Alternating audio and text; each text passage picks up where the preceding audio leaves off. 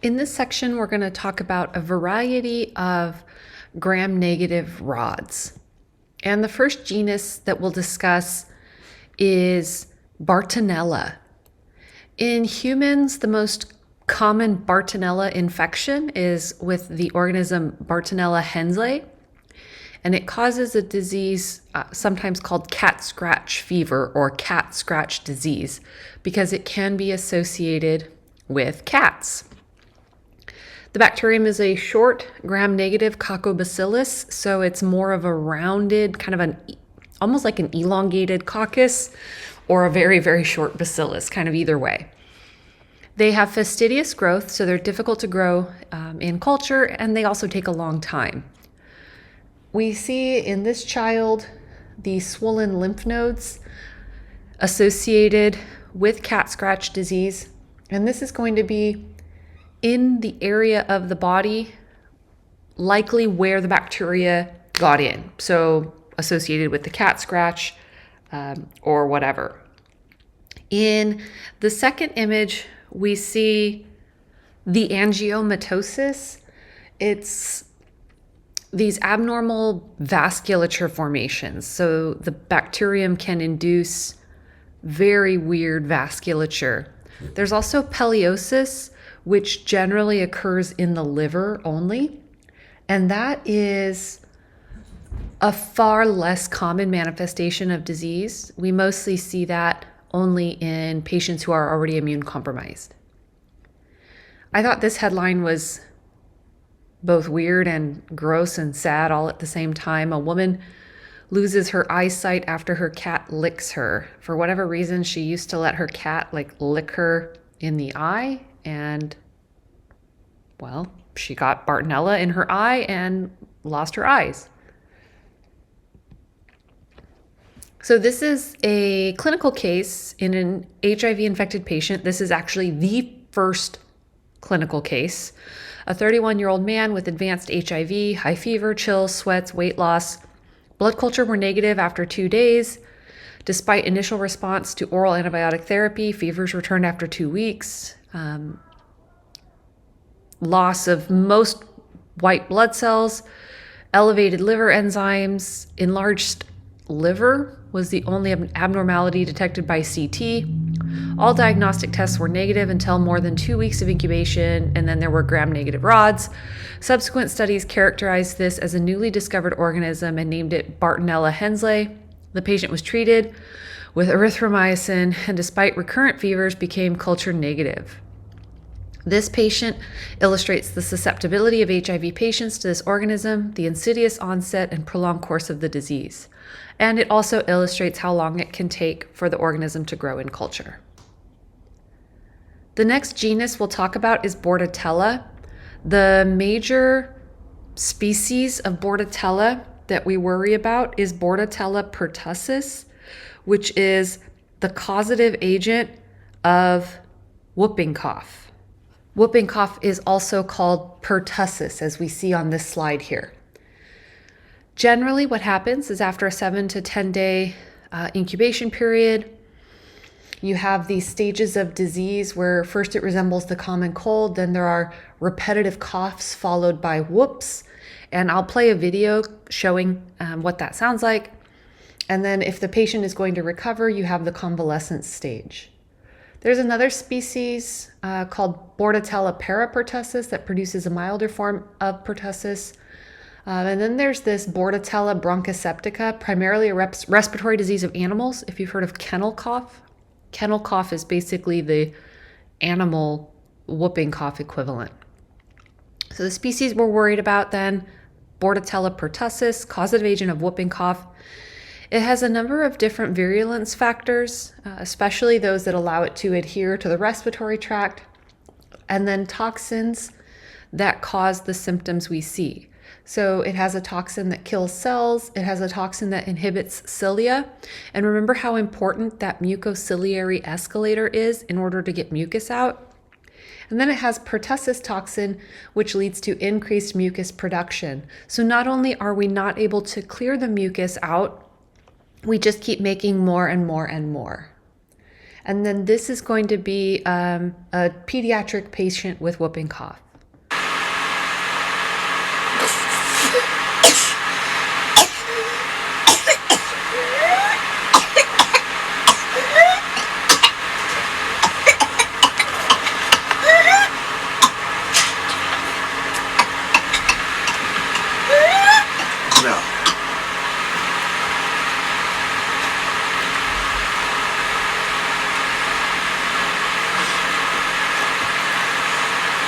So you heard the coughing followed by that deep inhalation. That's the whooping cough.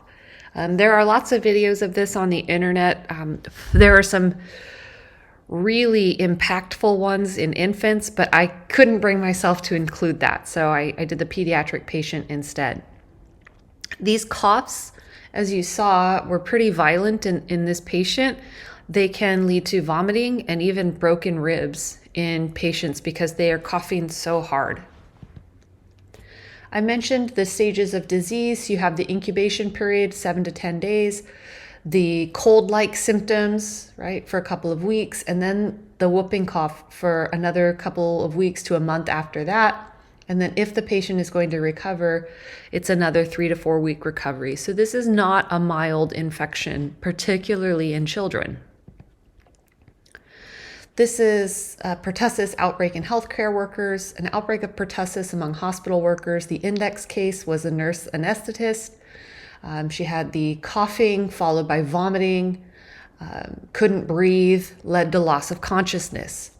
Surgical service personnel and exposed patients and family members were surveyed with cultures, PCR testing, serology, 12 healthcare workers, but luckily 0 of 146 patients had clinical pertussis. The lack of disease in patients was attributed to mask use, cough etiquette, and limited face-to-face contact. This outbreak emphasizes the susceptibility of adults to infection and the highly infectious nature of Bordetella pertussis. This is, again, we tend to think of the healthcare setting as being a risk for the patients, but clearly your coworkers, if they're nasty and coughing in your face, are at risk of giving you disease as well. Just like Bartonella, Bordetella have fastidious growth and they're difficult to culture. As we see in the clinical case, things like PCR and serology are generally going to be diagnostic.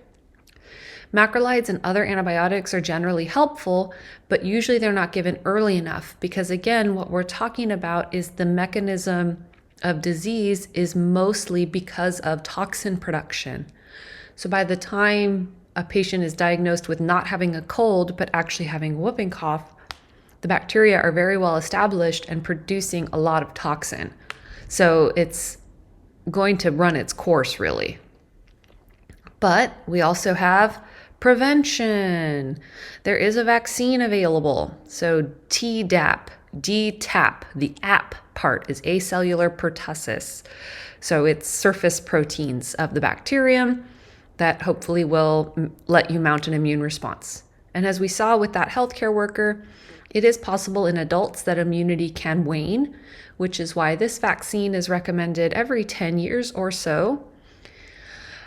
It is also recommended for anyone who is pregnant or will come in contact with a neonate because infants are not vaccinated against whooping cough until the age of 2 months. And those patients under the age of 2 months are at very high risk of death from whooping cough. With the introduction of the vaccines, we saw a very significant decrease in the number of whooping cough cases per year. But when we talk about things like vaccine denial, we zoom in on this area here. As vaccine denial got more and more common, you start to see a peak. And then when there's these peaks of preventable diseases, generally people will go and get vaccinated again.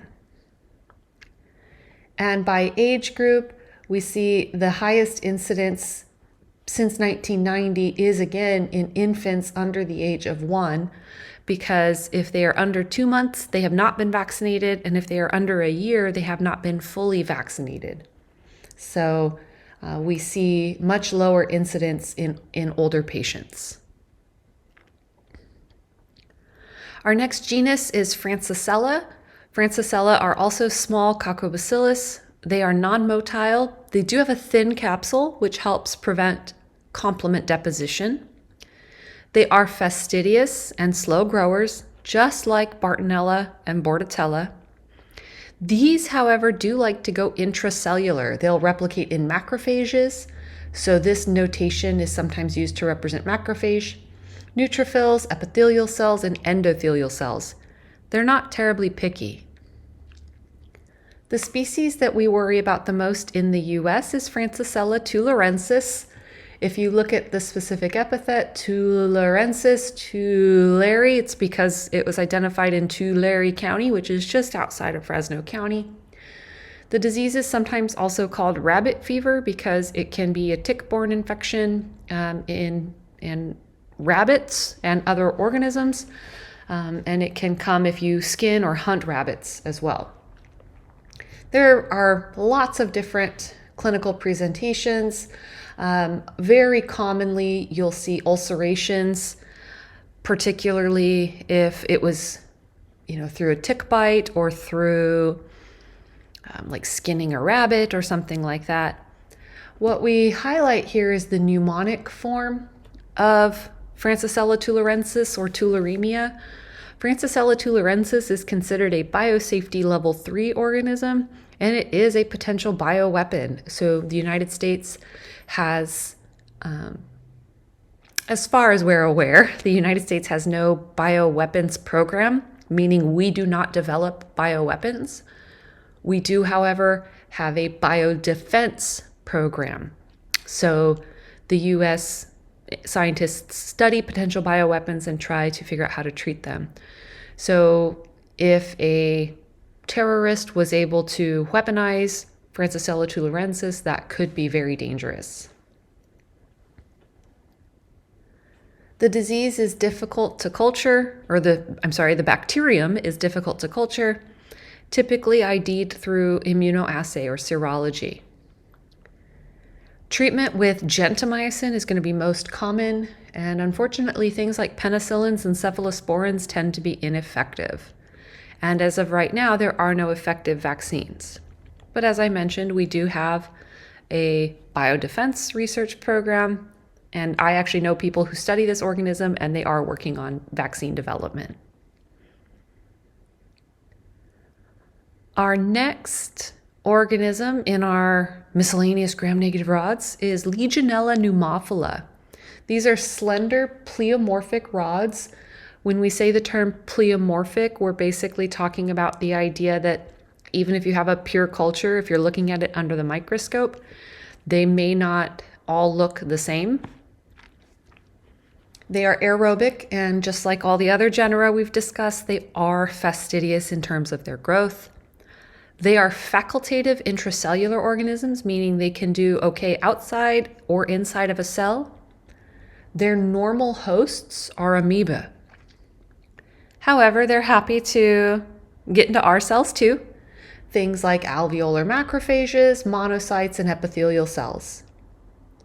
When they get into the host cell, they are able to prevent phagolysosome fusion. That's what allows them to continue to replicate inside of the host cell.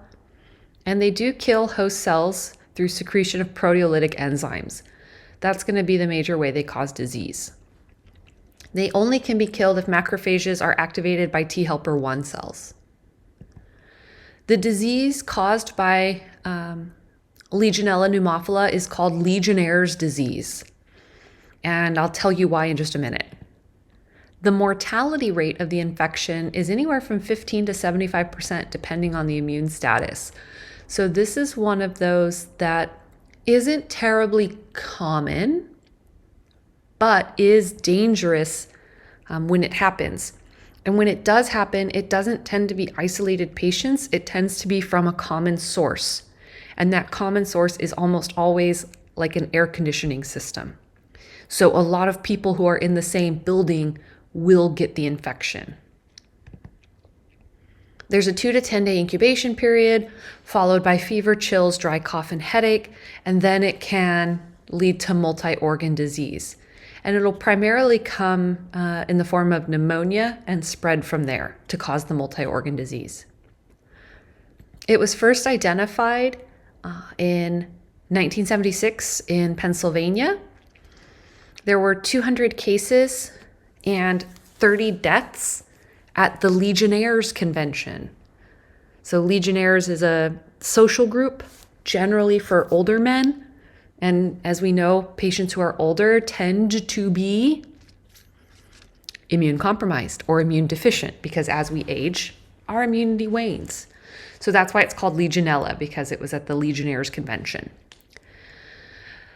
There have been nearly 90 cases, 10 fatal in Flint, Michigan, since 2015. You may remember back in 2015, it was 2016, a big deal that the water quality in Flint, Michigan was terrible. And part of that was because of, bad piping and things like that, which allow amoeba to grow. And if the amoeba contain Legionella pneumophila, that can lead to spread of the disease. So again, what we see in things like air conditioners is there can be condensation of water. The water will support growth of amoeba, which may be carrying the bacterium. And that's when the AC comes on and aerosolizes those water droplets with the amoeba and the bacteria, and they get inhaled by people who are in that building.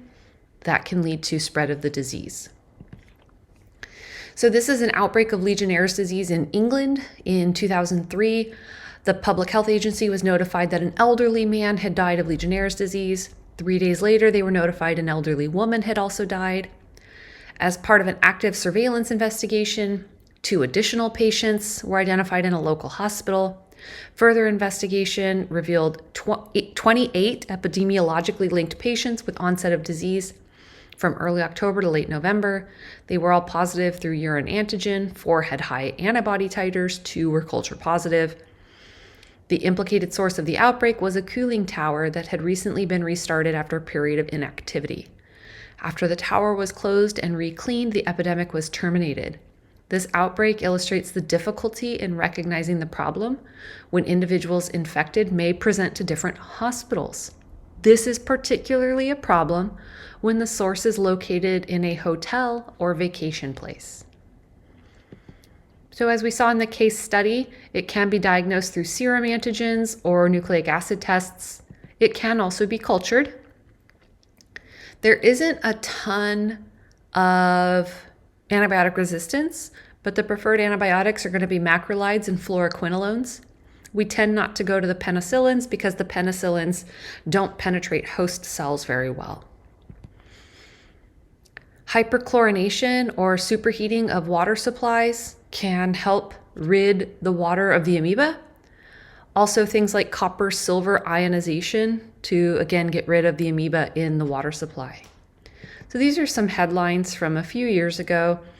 An MTA officer contracts Legionnaire's disease, so it's like the subway people. Legionnaire's disease sickens 9 at Graceland Hotel. BAMC, that's where I used to work when I was a postdoc. Employees test positive for bacteria that causes Legionnaire's disease.